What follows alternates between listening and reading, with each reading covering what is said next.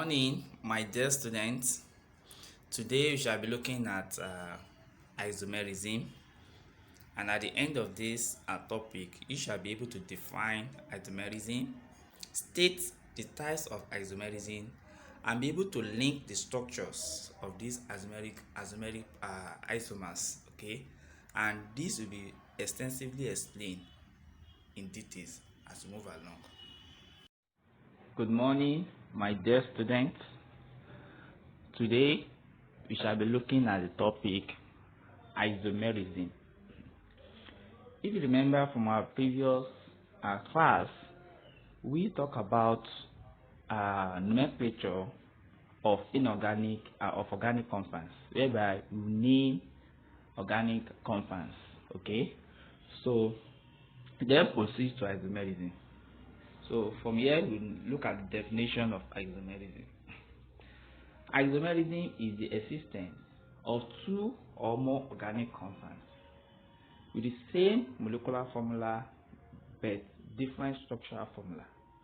So it's a situation whereby a formula can represent two or more structures. Okay, a single formula, you can draw two or more structures from a single formula. That is the meaning of isomerism. Okay, so what are the types of isomerism? There are two major types of isomerism. You have the structural isomerism, which differ in structure, and stereo isomerism, which differ in configuration. So these are the two major types of isomerism. So for the structural isomerism, it said they are compounds that differ from each other in the way their atoms are connected in the structure. They have groups. There are three groups of structural isomerism. You have the chain isomerism, the positional isomerism, and functional group isomerism. In the chain isomerism, a molecular formula will stand for more than one compound, but we can draw their structure in different chains. Okay, maybe by reducing their chain, so we have different chains, but they still have the same number of carbon atoms. That is the simple explanation of chain isomerism. We are going to see an example later. We have positional isomerism. Positional isomerism, a single molecular formula would differ due to position of functional group. Okay, maybe you have OH hydroxyl group. You may find a hydroxyl group at carbon 1 or carbon 2 or carbon 3. So it shows that we can arrange hydroxyl group at different carbon. So that is the meaning of what position.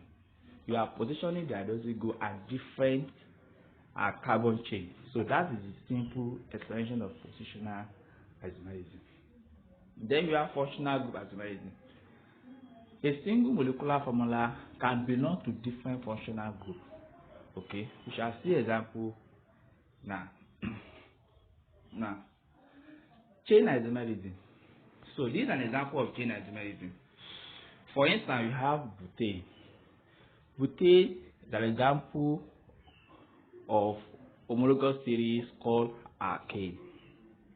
And the molecular formula of butane, from the general molecular formula that we all know, CnH2n plus 2. So the molecular formula of butane is C4H10. This butane can have two structures. Okay, if they ask you to draw all the isomers of butane, so butane can be drawn, can have two structures.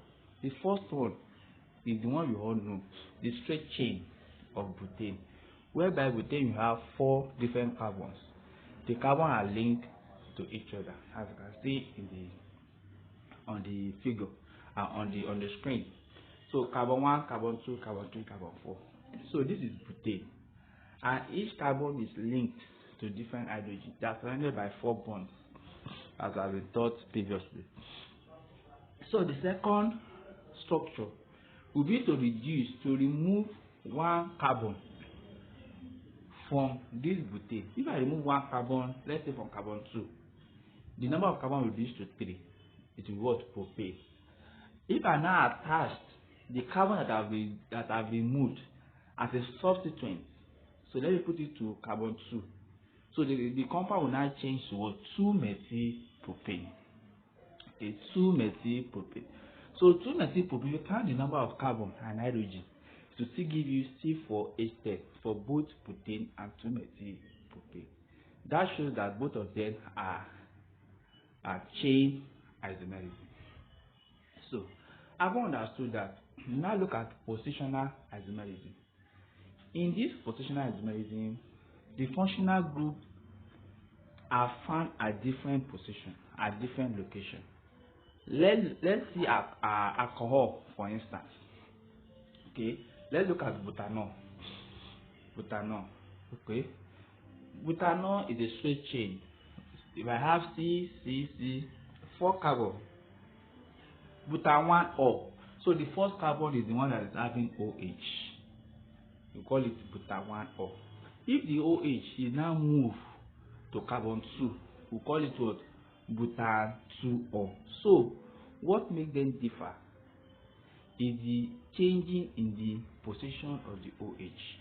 The first one, butan 1O, the OH is at carbon 1. While the second one is butan 2O, the OH is at carbon 2. So they are both of them still have the same molecular formula C4H9OH. So that is then positional isomerism. After that, we have functional group isomerism. In functional group isomerism, a compound that have the same molecular formula but are found in different functional groups. For instance, C2H5OH can stand for two compounds. The first one is ethanol. The formula for ethanol is CH3CH2OH. That is ethanol. And the same molecule can also stand for methane. Okay, methane is an ether, or we call it alkoxide. Okay, so both of them, they have different functional groups. Okay, ROH and ROR. So both have the same molecular formula but belong to different functional groups. So this is called functional group isomerism. So we then look at the other two, the stereoisomerism. There are two types: the geometric isomerism, which are cis and trans, and the optical isomerism. In our next class, we are going to explain extensively the stereoisomerism in detail. Thanks for listening.